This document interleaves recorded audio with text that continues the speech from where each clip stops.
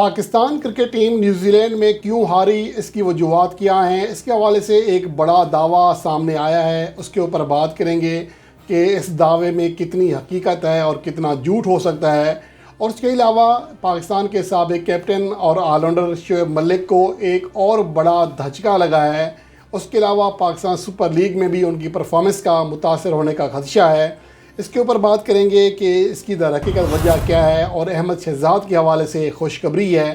اس کے اوپر بھی بات کریں گے۔ جبکہ آئی سی سی نے test cricketer of the year 2023 کا اعلان کر دیا ہے، اور پاکستانی شائقین کو لگاتار 16ویں سال بھی یہ خبر نہ مل سکی کہ پاکستان کا player I C C test cricketer of the year کے لیے چنا گیا۔ تو یہ تمام چیزیں ڈسکس کرتے ہیں، اور سب سے پہلے بات کرتے ہیں پاکستان کی نیوزی لینڈ میں شکستیں، جو کہ کسی حد تک حیران کن ضرور تھیں، کیونکہ پاکستان ٹیم T20 فارمیٹ کی ٹاپ ٹیموں میں شمار ہوتی ہے، اور آئی سی سی T20 رینکنگ میں چوتھے نمبر پر کھڑی ہے، اور پاکستان کو سیریز کے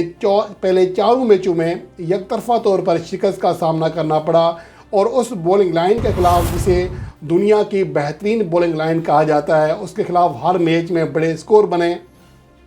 تو اس کی کئی وجوہات ہو سکتی ہیں، لیکن بھارت کے سابق کرکٹر ہربھجن سنگھ نے انوکھا دعویٰ کیا ہے۔ ان کا کہنا ہے کہ در حقیقت جو کھلاڑی تھے وہ بطور احتیاط انہوں نے ایسی پرفارمنس دی کہ پاکستان کو شکست کا سامنا کرنا پڑا۔ البتہ آگے چل کر پاکستان ٹیم واپس اپنے ٹریک پر آ جائے گی، یہ ان کی جانب سے دعویٰ ہے، جو کہ میلوں دور بیٹھ کر پاکستان ٹیم کے بارے میں تجزیہ کر رہے ہیں۔ لیکن ہو سکتا ہے کہ بہت سارے پاکستان کے شائقین کی جو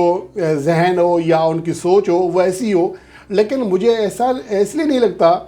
کہ کیا محمد رضوان اور بابر اعظم یہ دو کھلاڑی تھے جنہیں سب سے زیادہ ٹارگٹ کیا گیا، تو انہوں نے سب سے بہتر پرفارمنس کا مظاہرہ کیا، تو یہی دو کھلاڑی تھے جو کہ بطور احتیاط انڈر پرفارم کر سکتے تھے۔ جبکہ جو دیگر کھلاڑی تھے ان میں بہت سارے ایسے کھلاڑی تھے جنہیں ٹیم میں جگہ برقرار رکھنی ہے یا پھر کم بیک کر رہے تھے۔ کیا سیم ایوب اس لیے انڈر پرفارم کرے گا؟ وہ تو بابر اعظم کی کیپٹنسی میں کھیلا ہی نہیں تھا، اعظم خان کو بھی موقع نہیں مل رہا تھا، عباس افریدی نئے آئے تھے، اسامہ میر کا ڈیبیو ہوا تھا، تو ایسا نہیں ہو سکتا کہ کھلاڑی انڈر پرفارم کر رہے ہوں۔ در حقیقت مسئلہ یہ تھا، ایک تو شاہین شاہ افریدی صورتحال کو سمجھنے میں ناکام رہے، کھلاڑیوں کو یکسو کرنے میں ناکام رہے، جس کی ایک بڑی وجہ محمد حفیظ کا رویہ تھا، اور این او سی کا جو مسئلہ تھا وہ تمام کھلاڑیوں کے درمیان زیر بحث رہا۔ جیسا کہ ورلڈ کپ 2023 میں جو پاکستان کے پلیئرز کے کنٹریکٹ تھے، سینٹرل کنٹریکٹ، وہ بہت زیادہ موضوع بحث تھے، تو پلیئرز کی جو توجہ تھی وہ منتشر تھی، اور شاہین افریدی ایز اے کیپٹن کھلاڑیوں کو یکجا کرنے میں، انہیں یکسو کرنے میں ناکام رہے، اور اس کے علاوہ شاہین شاہ افریدی کے جو فیصلے تھے وہ در حقیقت پاکستان ٹیم کی ناکامی کی وجہ بنے۔ لیکن یہ کہنا بالکل میرے خیال میں غلط ہے کہ پلیئرز نے انڈر پرفارم کیا ایز اے کیپٹن، چونکہ کیپٹن چینج ہو گیا تھا، اس کا احتیاط کیا گیا، جو کہ ہربھجن سنگھ کہہ رہے ہیں، تو ایسا ہو سکتا نہیں ہے، کیونکہ بہت سارے ایسے پلیئر تھے جو کہ بابر اعظم کی کیپٹنسی میں کھیلے ہی نہیں تھے، تو ظاہر سی بات ہے ان کا تو کم بیک ہو رہا تھا، وہ تو پرفارمنس دے سکتے تھے۔ شہزادہ فرحان، ان کا ڈیبیو ہوا، ایک طرح سے کم بیک ہوا ہے، تو ایک طرح سے کافی عرصے کے بعد انہیں موقع ملا، کیا وہ ایسا کرے گا؟ سوال ہی پیدا نہیں ہوتا۔ کیا سیم ایوب چاہے گا کہ اس کی ٹیم میں جگہ برقرار نہ رہ سکے، جو اسے امیدیں باندھی گئی ہیں، جو اسے اعتماد دیا گیا ہے؟ تو یہ چیزیں میرے خیال میں ہربھجن سنگھ نے خیر ایسی بات کر دی ہے، اس کا حقیقت سے کوئی تعلق دکھائی نہیں دیتا۔ اور اس کے علاوہ شعیب ملک کے لیے بہت بڑا دھچکا ہے، جن کی بنگلہ دیش پریمیئر لیگ میں جو ٹیم ہے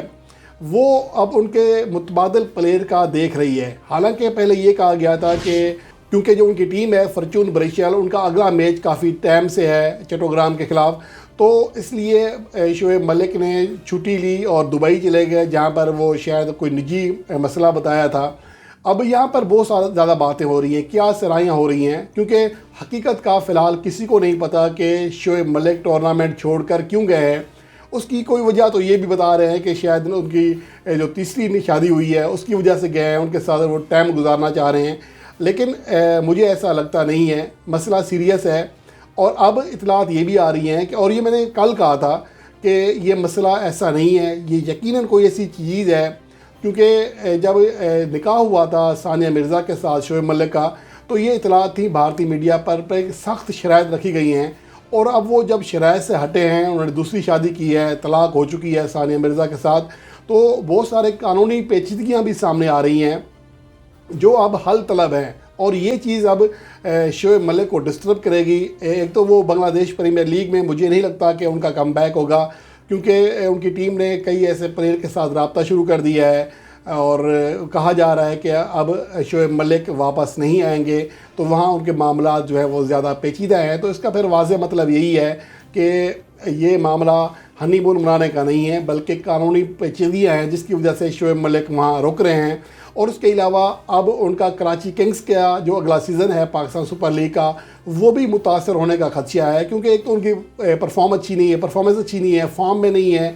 بنگلہ دیش پریمیئر لیگ میں وہ فارم حاصل کر سکتے تھے، لیکن انہوں نے یہ موقع گنوا دیا ہے۔ اب ان کی یہ جو ذہنی ٹینشن ہوتی ہے، جب آپ کا ذہن منتشر ہوتا ہے تو آپ کی پرفارمنس سامنے آ ہی نہیں سکتی ہے، اور شعیب ملک کے ساتھ بدقسمتی سے ایسے موقع پر اس صورتحال کا اسے سامنا کرنا پڑ رہا ہے جب وہ میدانوں میں اترنے کے لیے تیار تھا بنگلہ دیش پریمیئر لیگ میں، اس کے بعد پاکستان سپر لیگ میں، اور کسی حد تک کچھ شائقین کرکٹ اس بات کی بھی توقع کر رہے تھے کہ کیونکہ پاکستان کا مڈل آرڈر پرفارم نہیں کر رہا، تو شعیب ملک نے اگر آؤٹ کلاس کارکردگی کا مظاہرہ کر دیا تو ان کا کم بیک ہو سکتا ہے۔ تو یہ ساری چیزیں تھیں، اور اس موقع پر شعیب ملک کو ایسے معاملات کا سامنا کرنا پڑ رہا ہے جو کہ اس کی پرفارمنس کو متاثر کر سکتے ہیں۔ تو اس لیے یہ شعیب ملک کے لیے اور کراچی کنگز کے لیے بہرحال کسی حد تک خدشے والی بات ہے، دھچکے والی بات ہے کہ اگر معاملات ایسے چلتے رہے تو وہ کراچی کنگز کے لیے بھی ویسی پرفارمنس نہیں دے سکیں گے جیسا کہ کراچی کنگز ان سے امید کر رہی ہے۔ اور اس کے علاوہ شعیب ملک کی وہاں سے چلے جانے کے بعد احمد شہزاد کے لیے بنگلہ دیش پریمیئر لیگ کا راستہ کھل سکتا ہے، جو کہ پاکستان سپر لیگ میں کسی ٹیم نے انہیں نہیں لیا تھا، اور ان کے لیے موقع ہے کہ اگر وہ بنگلہ دیش پریمیئر لیگ میں کوئی آؤٹ کلاس پرفارمنس دے لیں تو ہو سکتا ہے کہ انہیں بھی پاکستان کے اسکواڈ میں شامل کیا جائے۔ لیکن یہاں پر اہم سوال پھر بھی یہ ہے کہ آلریڈی 6 اوپنرز پاکستان ٹیم میں پاکستان کے اسکواڈ میں منتخب ہیں، تو کیا احمد شہزاد کی بھی جگہ بن سکتی ہے؟ لیکن بہرحال احمد شہزاد اپنی داغ بٹھا سکتے ہیں، اپنی توجہ جو ہے اپنی جانب مبذول کرا سکتے ہیں، ان کے لیے موقع ہے۔ لیکن ابھی اطلاعات ہیں کہ صرف ابھی بات ابتدائی مراحل میں ہے، اگر ایگریمنٹ ہو گیا تو احمد شہزاد شعیب ملک کی جگہ پر ٹیم کو جوائن کریں گے۔ اپنی جو فارچون بریچل ہے ان کے بھی کافی میچز باقی ہیں، صرف 2 میچز کھیلے ہیں، تو اس لیے احمد شہزاد کے لیے یہ اچھی خبر ثابت ہوئی ہے۔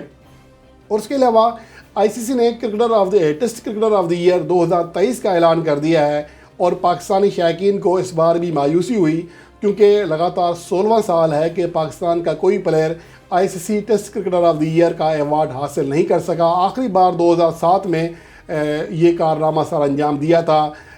محمد یوسف نے، اور وہ پاکستان کے واحد ٹیسٹ پلیئر ہیں جو کہ پاکستان کے واحد ٹیسٹ کرکٹر ہیں جو کہ یہ ایوارڈ حاصل کرنے میں کامیاب رہے، ورنہ 2004 سے جب یہ سلسلہ شروع ہوا ہے تو کوئی اور پاکستانی پلیئر یہ اعزاز اپنے نام نہیں کر سکا، اور 2019 کے بعد یہ پہلا موقع ہے کہ کوئی آسٹریلوی پلیئر اس اعزاز کا مستحق ٹھہرا۔ عثمان خواجہ کو I C C test cricketer of the year 2023 کا ایوارڈ دیا گیا ہے، اور وہ اس کے حقدار بھی تھے۔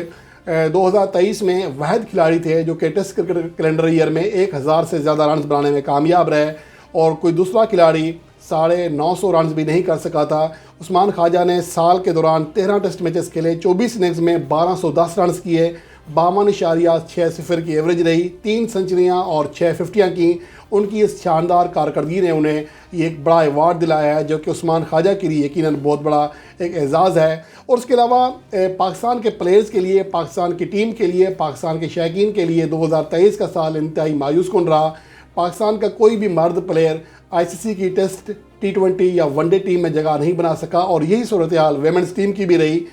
آئی سی سی او ڈی آئی ٹیم آف دی ایئر میں ویمنز میں پاکستان کی کوئی بھی پلیئر